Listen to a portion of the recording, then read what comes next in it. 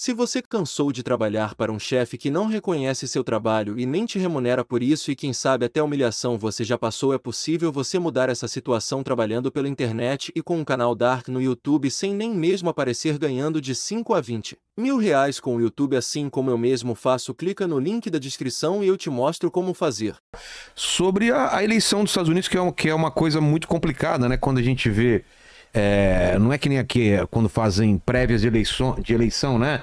Tal candidato tá com 40%, 30% e tal. Como que funciona lá? É uma coisa muito complicada pro brasileiro entender como funcionam as eleições. É complexo e acho que faz parte até da formação cultural e política deles. Mas, assim, mesmo analistas internos dos Estados Unidos já começam a contestar essa forma de política em que você pode ter um candidato com a maioria dos votos e não vencendo de fato as eleições. Isso, né? É uma coisa muito estranha. Sim. O cara tem mais votos e perde a eleição. Foi o caso da Hillary Clinton, por exemplo, nas eleições, né? Que ela ganhou em número de votos, teve quase 2 milhões a mais do que o Trump, só que o Trump, no sentido do colégio eleitoral, teve vantagem. Por quê? Como que funciona, né? Nos Estados Unidos, a gente tem que levar em consideração que trata-se de um país bastante federalista. E sendo um país bastante federalista, cada um dos estados tem bastante autonomia para fazer suas próprias leis. A própria formação do estado americano, né, é uma formação diferente do estado brasileiro. Então, a questão política e eleitoral acaba sendo diferente também. Como que funciona lá, Vilela? Você tem cada um dos estados tendo um determinado número de delegados. Então, eu vou pegar, por exemplo, e esses delegados variam de acordo com o tamanho da população do país. Então, por exemplo, o estado da Califórnia. A Califórnia é o estado que mais tem delegado nos Estados Unidos. São 55 delegados.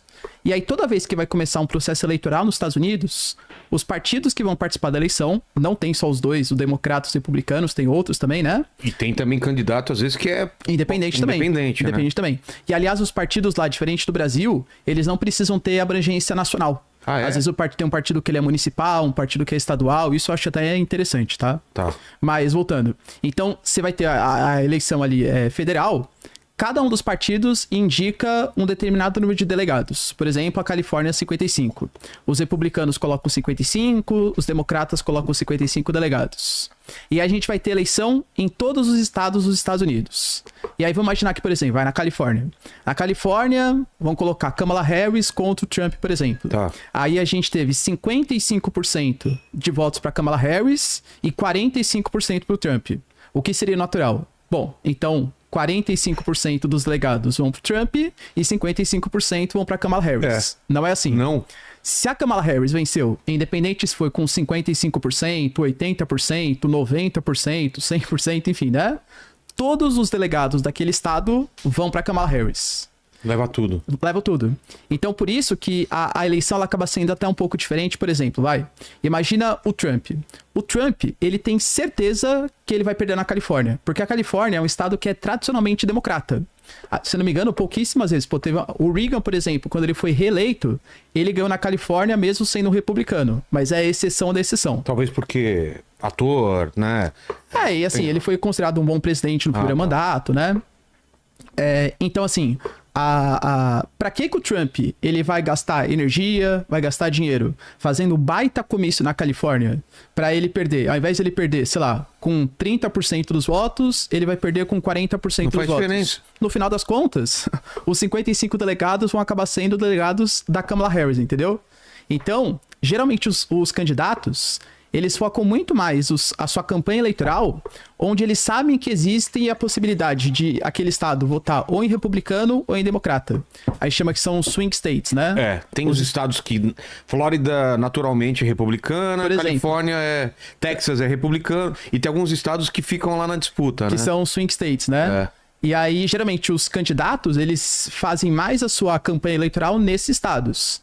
Tanto que, por exemplo, se você via nas pesquisas eleitorais, o Biden e o Trump nem estavam tão distantes assim em relação ao número de votos. Sim. Mas quando você analisava em relação aos estados chaves, você tinha quase 8 estados pro Trump e 2 estados só pro Biden, desses swing states mais famosos, né? Então, por isso que ele estava sendo considerado praticamente um derrotado já, entende? Então, agora com a Kamala Harris, né? Vamos ver se vai ter um novo fôlego pro Partido Democrata. Vamos ver se a gente acha tem esse mapa aí, né? Com os estados republicanos, estados democratas e esses swing states. E a gente teve um fato aqui muito importante, foi o debate, né? O debate foi um divisor de águas em relação ao Biden, né? Que ele foi muito mal. Você assistiu o debate, você acompanhou e analisou. Faz um resumo pra gente de como foi esse debate. Então, Vilela, assim, antes do debate já tinha uma certa falta de credibilidade em relação ao Biden. O Biden, quando ele foi colocado no primeiro mandato dele, ele já estava sendo contestado porque ele já era um senhor idoso. Mas só por isso ou porque já dava umas gafes? O Biden nunca foi um bom comunicador, é fato. Nem mais novo. Nem mais novo, nem mais novo. Quando ele foi envelhecendo, ele foi piorando ainda mais, né? O Biden, ele faz parte da política americana desde 73, se eu não me engano. Nossa. Ele já foi senador, já foi vice do Obama, e ele nunca foi um bom orador. Só que naquele momento, o Partido Democrata, ele estava buscando alguém que tivesse experiência, alguém que fosse considerado como um bom político, para derrotar o que do outro lado era considerado como radical pelo Partido Democrata, que era o Trump. Sim. Mas a ideia do Biden, naquele momento, era quase ser um presidente de único mandato.